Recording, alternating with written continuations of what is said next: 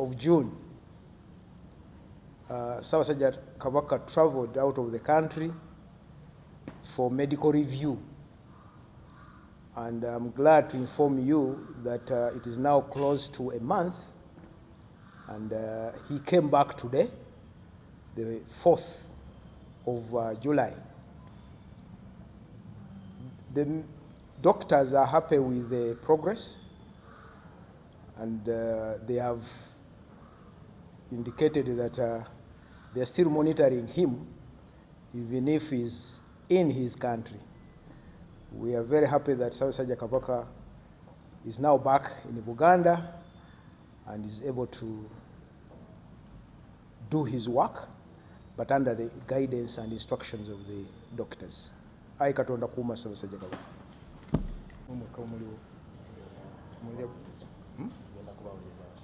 Oh.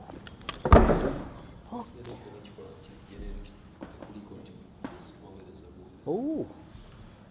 Okay.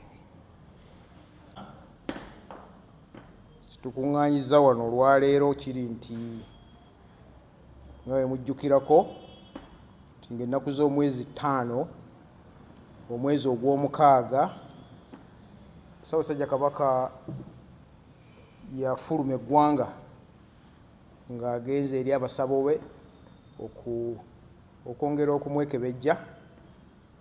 Ndi musanyufu okubategeeza nti olwaleero Ssaabasajja Kabaka akomyewo mu ggwanga lye era ne mu nsi ye.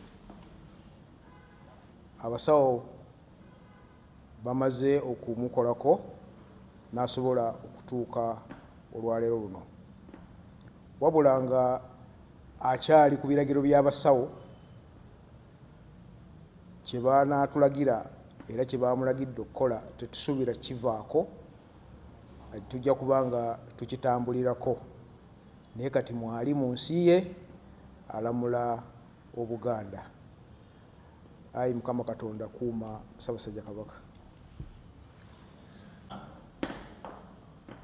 Tukuŋŋaanyiza wano olwaleero kiri nti nga bwe mujjukirako nti ng'ennaku z'omwezi 5 omwezi ogw'omukaaga Ssaabasajja Kabaka yafuluma eggwanga ng'agenze eri abasabo be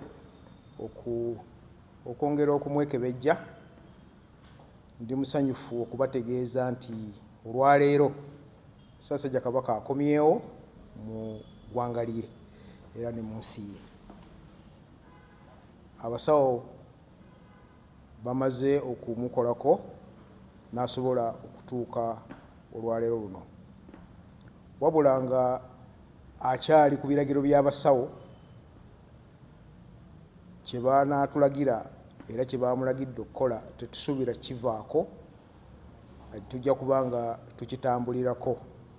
Naye kati mwali mu nsi ye alamula Obuganda. Ayi Mukama Katonda kuuma Ssaabasajja Kabaka.